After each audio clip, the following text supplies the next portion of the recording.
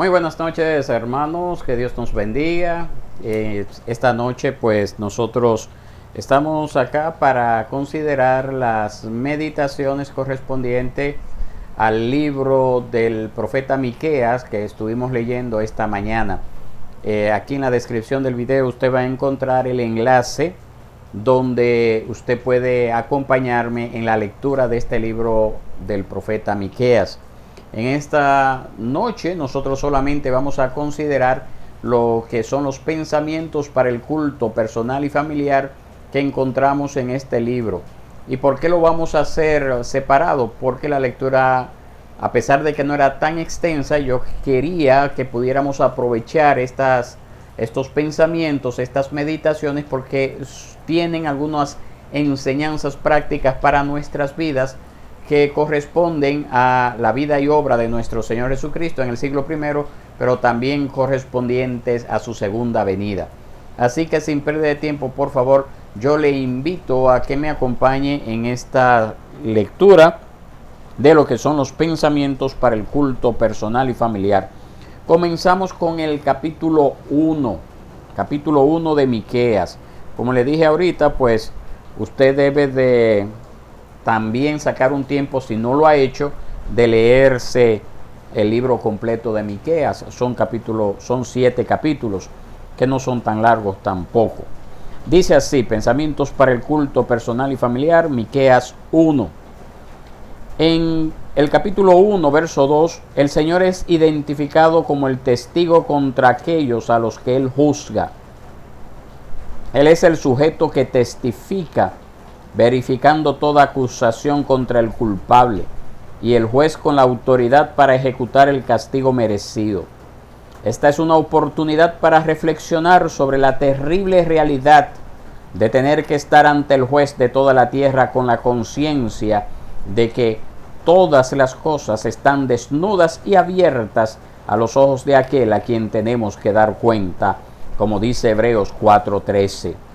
Sus juicios, por lo tanto, son siempre imparciales e infaliblemente justos. No hay excusas o defensas que puedan permanecer delante de Él.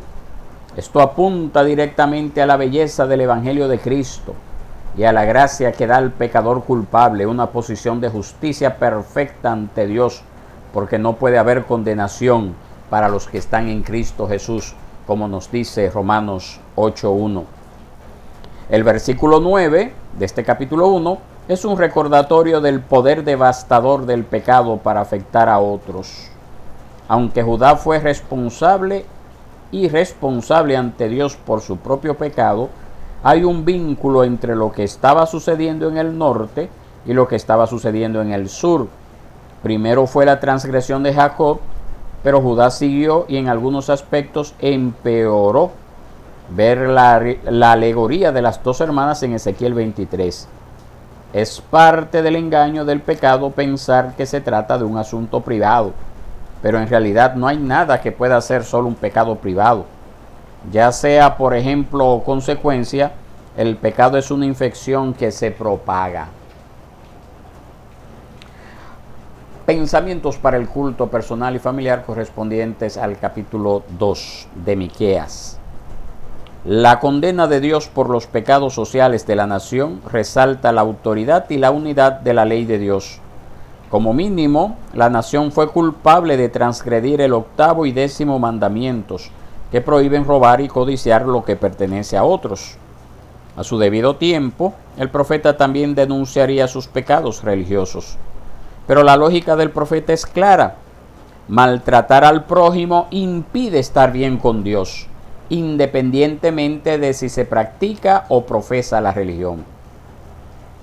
La predicación de todo el consejo de Dios requiere la denuncia del pecado y la advertencia del juicio, así como el mensaje de la gracia y el evangelio. Muy a menudo las personas rechazan el mensaje duro, queriendo solo oír que todo va a ir bien. Lo mismo que hizo Israel, lo vemos ahí en el 2:11.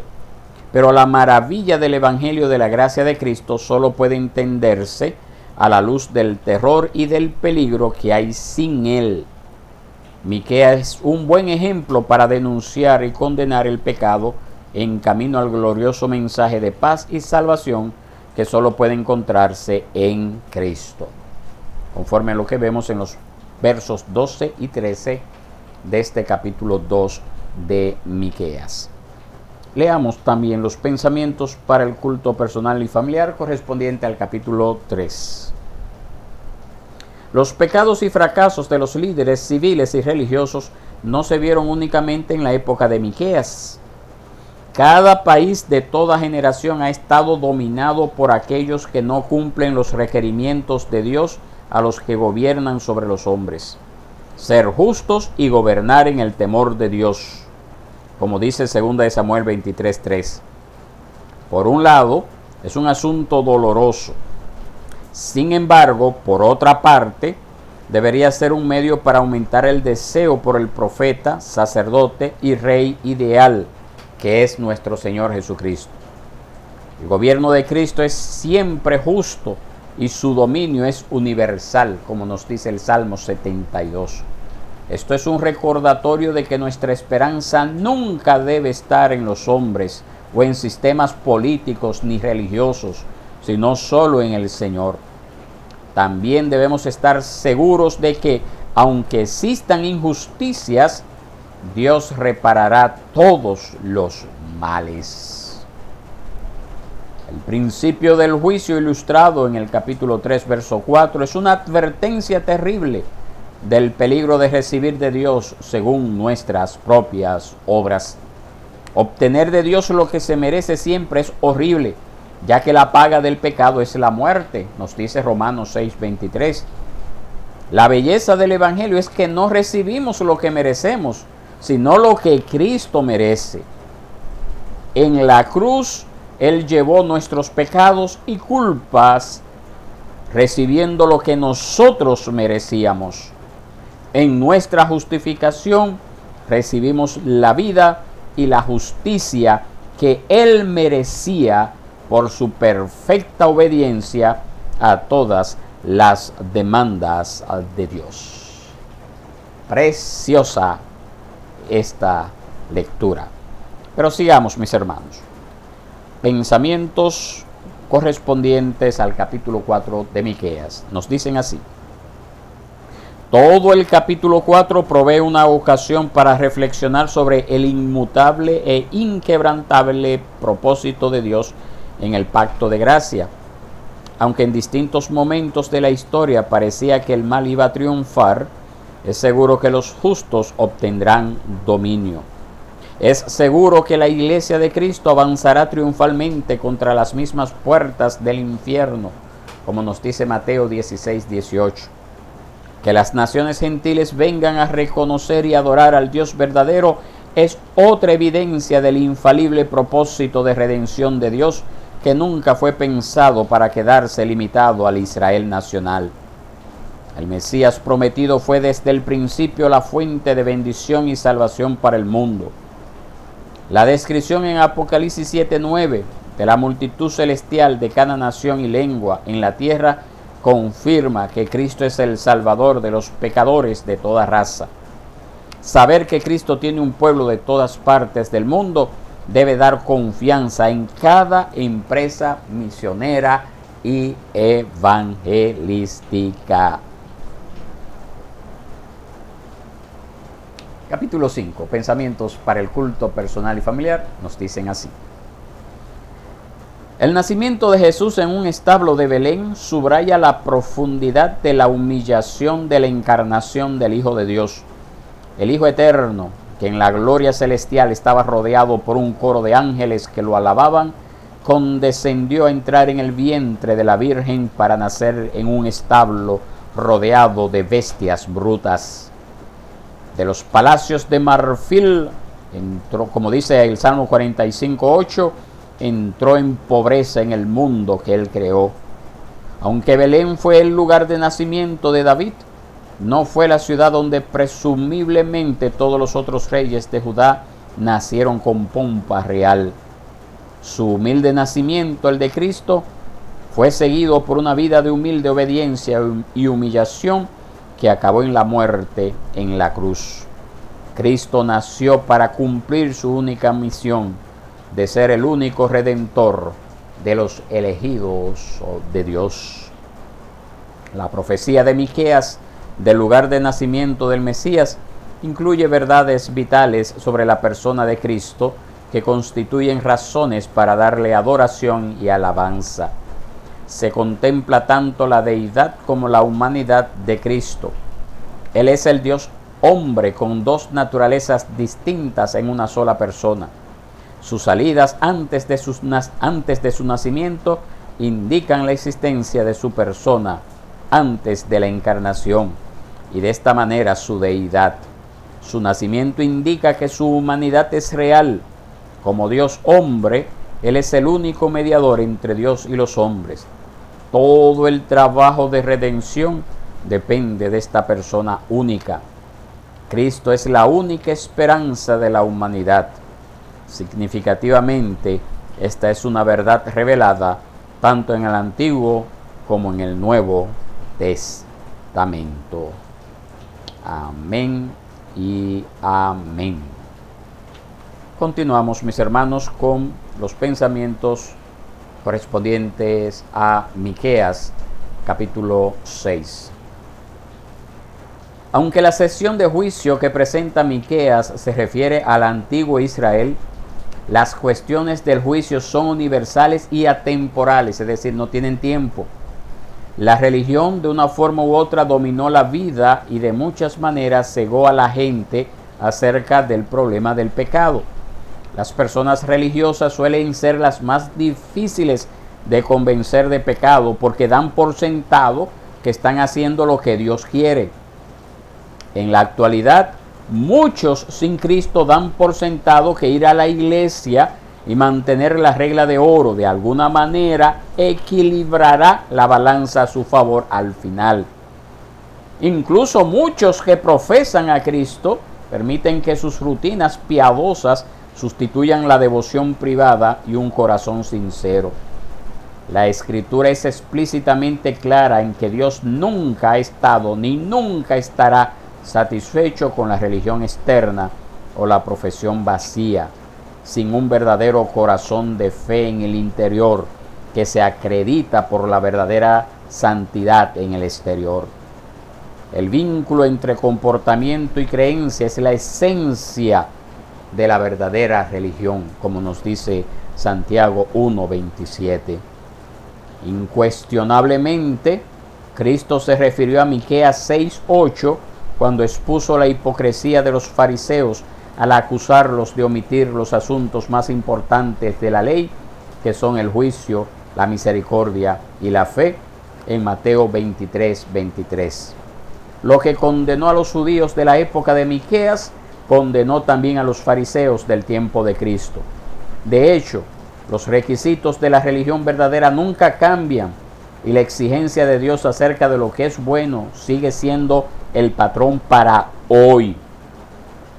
Que Miqueas usara una escena del juicio para reforzar su mensaje nos recuerda un día de juicio que viene cuando todos los corazones estarán abiertos y desnudos ante los ojos de aquel a quien hemos de dar cuentas.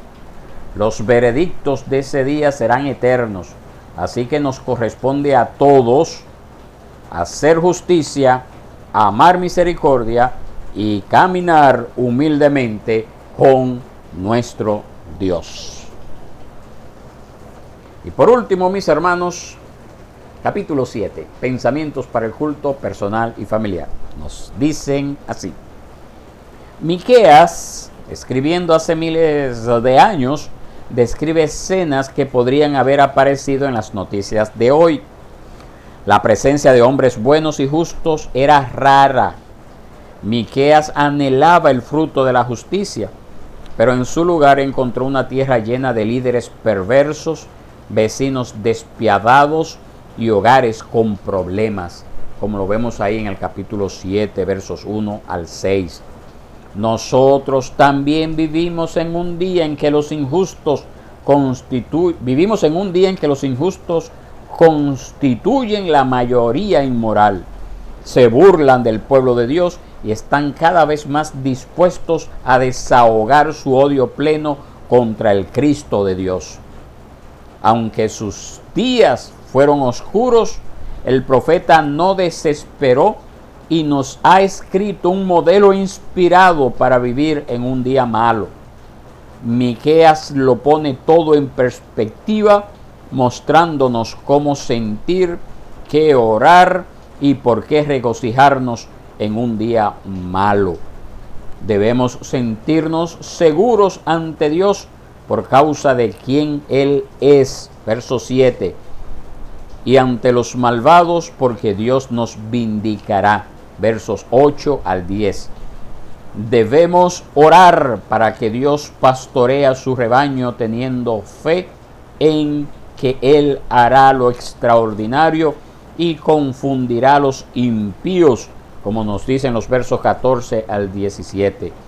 Debemos alabarlo porque no hay nadie como Él que pueda hacer lo que Él puede hacer, como nos dicen los versos 18 al 20. El Antiguo Testamento usa varias palabras en el vocabulario de la fe.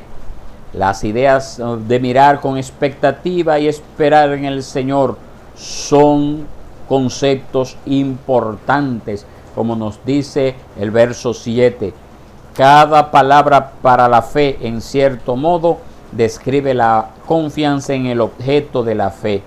Esperar al Señor es una expresión de esperanza y confianza.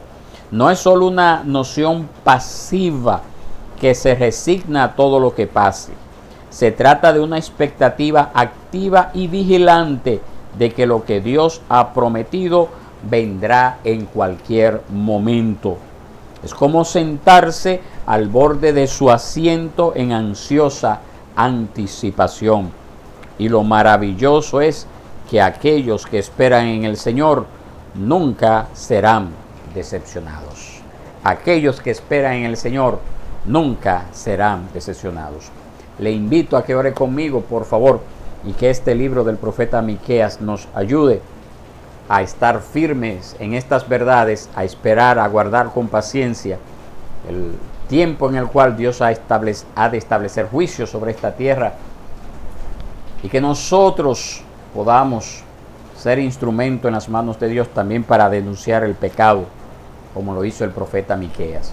Si usted todavía no ha conocido al Señor, si todavía Él, Jesucristo, no es el Señor en su vida, si usted todavía no ha venido en arrepentimiento y fe, si usted todavía no se ha convertido al Señor, yo espero que estas palabras le lleven a confesar el nombre de Cristo, a venir delante de Él en arrepentimiento y fe, porque como leíamos hace unos minutos, aquellos pecadores que no se han puesto a cuentas con el Señor van a recibir todo el justo castigo que se merece la humanidad, pero que un selecto grupo de personas ha sido librado de ese castigo porque Cristo llevó en la cruz del Calvario el peso de nuestros pecados, sufrió el castigo que nosotros merecíamos, y esa vida perfecta de Cristo ha sido imputada, ha sido cargada a nuestro favor, y por esa razón hemos sido librados de ese castigo eterno que ya está pronto a manifestarse sobre esta tierra. Oremos al Señor. Padre bueno y Dios, tú que moras en las alturas de los cielos, en esta noche nosotros te alabamos, te glorificamos y te damos las gracias por estas meditaciones, estos pensamientos que tú nos concedes leer, que también nos llevan a tener más luz acerca de las verdades que hemos leído en este libro del profeta Miqueas. Te suplicamos, oh Dios, que nuestros corazones puedan ser tocados, oh Dios, a través de estas lecturas, que nos desafíen a aguardar pacientemente la venida de nuestro Señor Jesucristo sobre la tierra, que nos desafíen también a no tener ningún tipo de temor hacia el hombre, hacia esta humanidad apartada de ti, sino que con esa autoridad que tú nos has dado, nosotros podamos seguir el ejemplo de este profeta y hablar la verdad, porque es el amor que debe de impulsarnos a hacerlo, teniendo en cuenta que aquellos que persistan en sus pecados, lamentablemente, la condenación eterna se avecina sobre ellos. Gracias te damos por estas lecturas, Señor. Esto te lo pedimos, oh Dios, en el nombre de Cristo Jesús, nuestro Salvador. Amén y amén. Un placer, mis hermanos. Mañana retomamos nuestras lecturas a partir de las 6 de la mañana. Y cuando haya alguna lectura así interesante en lo que resta de este año, pues también, y sea un poco extensa, pues también dividiremos las lecturas de los pensamientos para el culto personal y familiar. Que la pasen bien.